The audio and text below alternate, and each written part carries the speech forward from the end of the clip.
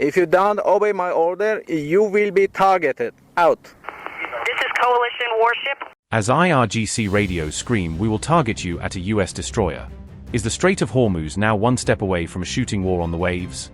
When Iranian forces warn they are ready to open fire without warning, how close are both sides to crossing a line that neither can easily walk back from? U.S. Navy warship transiting in the vicinity of Fujay Report and Oman Sea. This is Sepah Navy. This is Sepah Navy. Last warning, last warning, last warning. With last warning blaring over the radio and guns allegedly locked on, was a U.S. destroyer just minutes away from a direct clash with Iran's guards? As shocking IRGC footage shows a direct face-off with an American destroyer, is Tehran using the camera as much as its cannons to send a message? If Iranian forces are captured on video threatening to blow U.S. warships out of the water, is this now information warfare, or a preview of the next Gulf crisis? As peace talks fail on land, Iran is now warning U.S. Navy ships in the Strait of Hormuz, raising fresh fears that the next escalation could erupt at sea. On April 12, Iranian state media dismissed the U.S. naval move near Hormuz as a failed propaganda stunt that backfired on Washington. Security sources quoted by Press TV claimed the operation was extremely high risk for the U.S., hinting that American ships were sailing into a trap. That same day, Iranian outlets released footage they say shows IRGC units issuing stark warnings to nearby U.S. warships. In the clip, aired by Press TV, Iranian voices can be heard ordering American vessels to change course and stay away. This is the last warning. This is the last warning, Iranian personnel repeat over the radio, driving home the threat. The U.S. ship responded that it is transiting under international law and does not intend any provocation or hostile act. American voices even reference the temporary ceasefire, stressing that both sides are supposed to be de-escalating, not trading threats. Despite that, Iranian forces escalate their tone, ordering the warship to alter course immediately and leave the area. If you don't obey my order, you will be targeted. Out, an IRGC controller radios, in what sounds like a direct threat to open fire.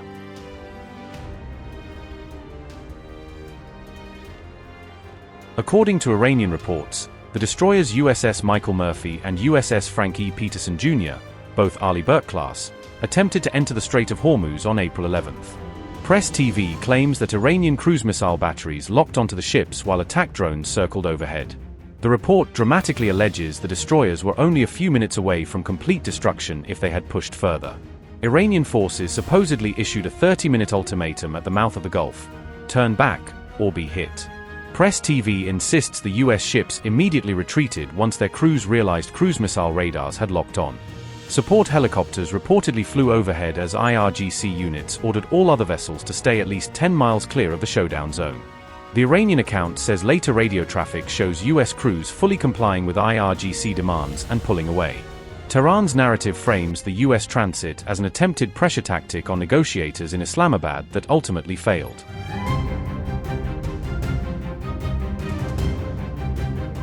The U.S. Central Command, however, tells a very different story, saying both USS Michael Murphy and USS Frank E. Peterson Jr. transited Hormuz on April 11th as planned. CENTCOM frames the operation as a mission to set conditions for clearing IRGC sea mines and ensuring safe navigation in the strait. Admiral Brad Cooper said, "Today, we began the process of establishing a new passage, presenting it as a deliberate freedom of navigation move." A U.S. official told Axios that the destroyers crossed in both directions without any Iranian units issuing a warning or challenge. USS Michael Murphy reportedly even activated its AIS transponder during part of the transit, openly signaling its passage like a civilian ship. This latest claimed standoff comes right after U.S. Iran ceasefire talks ended without a breakthrough on the diplomatic front.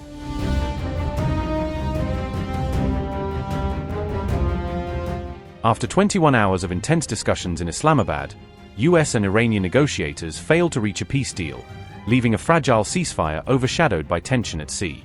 The rare in-person meeting, the first of its kind in over a decade, had raised hopes of de-escalation before ending in disappointment. U.S. Vice President J.D. Vance later said the discussions were held in good faith, but acknowledged they had not produced any agreement. Vance added that Washington had put forward what he called its final and best offer, arguing that Tehran chose not to accept key conditions, particularly on nuclear commitments. Donald Trump, meanwhile, struck a defiant tone, insisting that the United States had already won the conflict by defeating Iran militarily, regardless of whether a deal was reached. reports. They've been meeting for many hours, as you probably have noticed. We'll see what happens. Look, regardless, we win. Regardless what happens, we win. We've totally defeated that country. And so let's see what happens. Maybe they make a deal, maybe they don't. Is it a good sign? From the standpoint of America, we win. One other thing that's happening is that boats are sailing up and heading out to our country. Big, beautiful tankers, and we're loading them up with oil and gas and everything else. And pretty beautiful thing to see. What about the China release Iran's assets? Have you agreed to release Iran's assets in other countries? We're going to see what happens. We're in very deep negotiations with Iran. We win regardless. We've defeated them militarily. They've dropped a couple of water mines, you call them water mines, in the boat. We've defeated all of their water boats too. Their Navy has gone 158 ships. They have 28 water droppers, mine droppers they call them. All of them are sunk. They probably have a couple of mines in the water. We have mine sweepers out there. We're sweeping the strait. In addition to that, we're negotiating. Whether we make a deal or not makes no difference to me. And the reason is because we've won. Whether you listen to the fake news or not, you know, it's amazing. Their credibility is down to 13%. The media credibility down to 13%. Think of it. We defeated their Navy. We defeated their Air Force.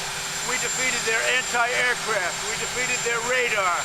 We defeated their leaders. Their leaders are all dead. And now all we do is we'll open up the strait, even though we don't use it, because we have a lot of other countries in the world that do use it that are either afraid or weak or cheap.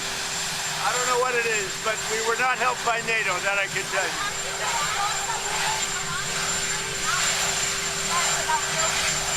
How do you know that? Why do you say that? Why do you say that? You don't know anything. Who are you with? Who are you with? ABC? Well, that's fake news. Let me just tell you. We win, no matter what. We've defeated their military. They have no Navy. 158 ships are underwater, undersea. All of their minesweepers and all of their, they call them mine droppers. Can you imagine? A country has 28 mine droppers. You think that's nice? With all of that being said, they're all defeated, by the way. They're all at the bottom of the sea. Now, with all of that, they have no Navy. They have no radar. They have no Air Force. Their leaders are all dead. Khomeini is gone. For many years, he ruled. He's gone. With all of that, let's see what happens. But from my standpoint, I don't care. China is preparing to ship weapons to Iran. Well, if China does that, China's going to have big problems, okay? Well, good morning, everybody. And let me say a couple of notes of appreciation. First of all, to the Prime Minister of Pakistan and to Field Marshal Munir, who were both incredible hosts. And whatever shortcomings in the negotiation, it wasn't because of the Pakistanis, who did an amazing job and really tried to help us and the Iranians bridge the gap and get to a deal. We have been at it now for 21 hours, and we've had a number of substantive discussions with the Iranians. That's the good news. The bad news is that we have not reached an agreement, and I think that's bad news for Iran much more than it's bad news for the United States of America. So we go back to the United States having not come to an agreement. We've made very clear what our red lines are, what things we're willing to accommodate them on, and what things we're not willing to accommodate them on. And we've made that as clear as we possibly could, and they have chosen not to accept our terms. Questions? Sir, Nick Robertson from CNN. Precisely what have they rejected here? Can you help us understand it a little bit? Well, I won't go into all the details because I don't want to negotiate in public after we've negotiated for 21 hours in private. But the simple fact is that we need to see an affirmative commitment that they will not seek a nuclear weapon, and they will not seek the tools that would enable them to quickly achieve a nuclear weapon. That is the core goal of the President of the United States, and that's what we've tried to achieve through these negotiations. Again, their nuclear program, such as it is, the enrichment facilities that they had before, they've been destroyed. But the simple question is, do we see a fundamental commitment of will for the Iranians not to develop a nuclear weapon, not just now, not just 2 years from now, but for the long term. We haven't seen that yet. We hope that we will.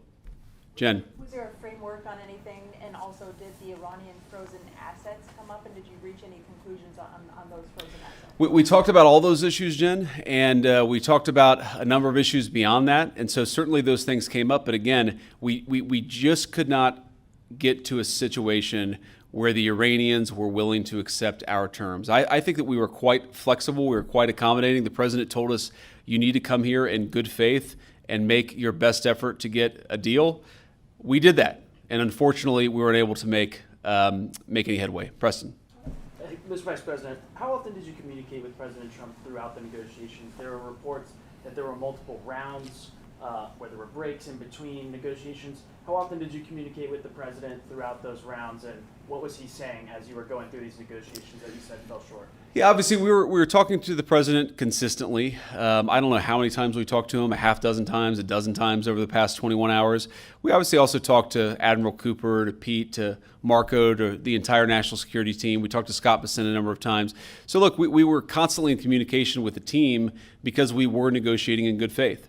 And we leave here with a very simple proposal, a method of understanding that is our final and best offer. We'll see if the Iranians accept it. Thank you.